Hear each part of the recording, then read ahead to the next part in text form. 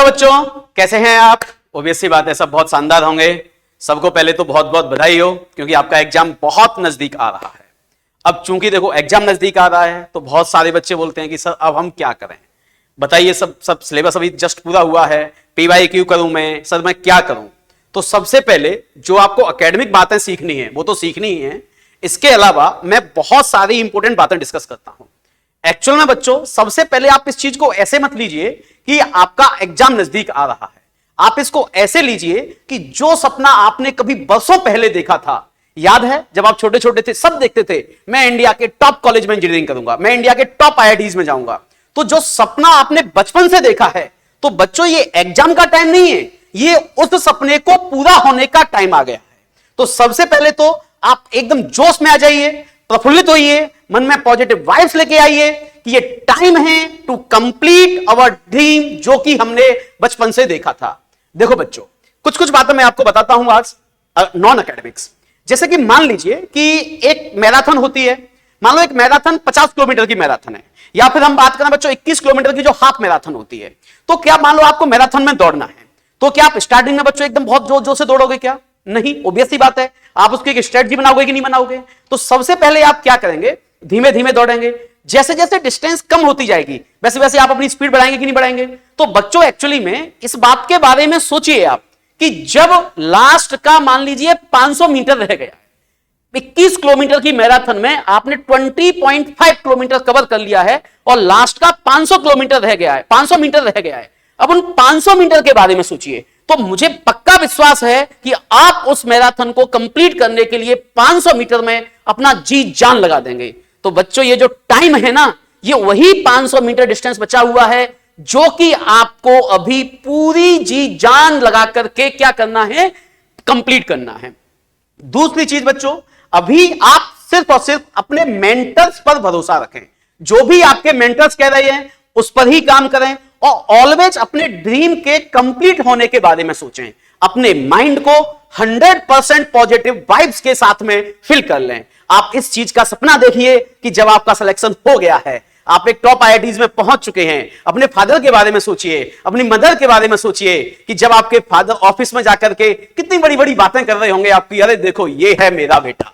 तो इस तरीके से बच्चों आप उन सपनों को देखिए, और उन सपनों को देखने के लिए जो भी आप कर सकते हैं अपनी मेंटर की निगरानी में, वो आप कर लीजिए। आप अपनी मम्मा के बारे में सोचिए कि समझने की कोशिश कीजिए, मम्मा कितनी आपकी तारीफें कर रही होगी, अपनी दोस्तों से बात कर रही होगी कि मेरा बेटा जो है ना वो रात को 3-3 बजे तक पढ़ता था, मैंने 3 बजे तक फोन किया फिर भी वो पढ़ रहा था, भले मम्मा ने कभी कॉल नहीं किया। देखो आपको जो सोचना है अभी, जैसे कि क्लास में मैं बच्चों आपको बोलता हूं बार बार कि जेई का जो एग्जाम होता है वो कभी भी फिजिक्स केमिस्ट्री मैथ का गेम नहीं है, वो इंटेलेक्चुअल का गेम है। वो इस बात का गेम है कि आपने जो फिजिक्स केमिस्ट्री मैथ पढ़ा हुआ है उसकी नॉलेज को आप अभी कैसे सिंक्रोनाइज कर सकते हो। आप ये देखोगे कि जो बच्चा पूरी साल में टेस्ट में कम मार्क्स लाया, लेकिन जिसने अपनी नॉलेज को अच्छे से सिंक्रोनाइज कर लिया, अच्छे से रिवीजन कर लिया, उस बच्चे के मार्क्स उस बच्चे से ज्यादा आगे जो कि टेस्ट में लगातार टॉप कर रहा था। तो नॉलेज के सिंक्रोनाइजेशन पे काम करना है सबसे ज्यादा आपको,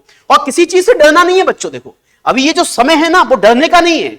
आप हम सबके चहेते हैं कलाम साहब का एज अ प्रोजेक्ट डायरेक्टर जो पहला प्रोजेक्ट था 1979 में SLV3, तो एक्चुअल में SLV3 फेल हो गया था। कलाम साहब बताते हैं कि वो प्रोजेक्ट डायरेक्टर थे, कंप्यूटर उनके सामने था, जैसे ही वो लॉन्च होने वाला था 6 एक्सपर्ट उनके पीछे खड़े हुए थे।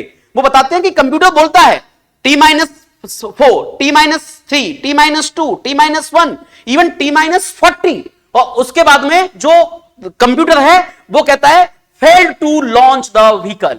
अब सोचिए, वो अपनी मिशन को पूरा करने में मात्र 40 सेकंड का वेट था, कम था, और उसमें भी कंप्यूटर बोलता है fail to launch the vehicle. ये एज अ प्रोजेक्ट डायरेक्टर उनका पहला प्रोजेक्ट था SLV3। तो क्या उसके बाद वो चुप बैठे?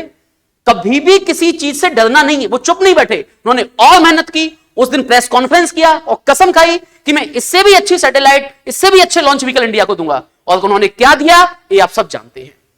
तो बच्चों सबसे पहले कोई भी आपके मन में कैसा भी ख्वाब आ रहा है, जो भी आपका ऑब्स्टेकल है लाइफ का, आपको अगर नकारात्मक ऊर्जा की ओर लेके जा रहा है, तो सबसे पहले तो आप उसको छोड़ दीजिए। दूसरी बात बच्चों, किसी भी प्रकार के ऑब्स्टेकल से भी डरना नहीं है। आप भगवान राम के बारे में सोचिए। आप सोचो कि भगवान राम को राजा दशरथ तो पूरा संसार का राज्य देने वाले थे। सोचो दूसरे दिन भगवान राम को पूरा संसार का राज्य मिलने वाला है, और शाम को पापा आते हैं उनके, दशरथ जी बोलते हैं बेटा चलो खड़े हो, कल सुबह वनवास जाना है आपको।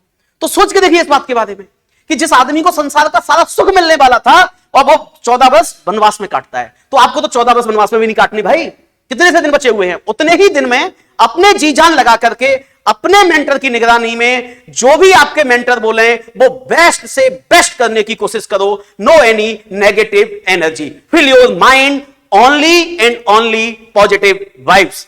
अंत में बच्चों जाते जाते मैं आपसे यही कहूंगा कि dreams dreams dreams dreams makes thoughts and thought in action. आपको सपना देखना है, सपने से अपने विचार ट्रांसफॉर्म करने हैं और विचारों को एक्शन में बदलना है। तो ये जो अंत समय है ये सिर्फ और सिर्फ बच्चों आपके थॉट्स को एक्शन में बदलने का समय है, क्योंकि मैं हमेशा बोलता हूं कि काम सोचने से नहीं करने से खत्म होता है। तो समय सोचने का नहीं है बच्चों, ये करने का समय है। लग जाइए और अपनी जिंदगी का बेहतरीन परफॉर्म कीजिए, सफलता हमारी होगी। ओके बच्चों, मिलते हैं, ऑल द बेस्ट।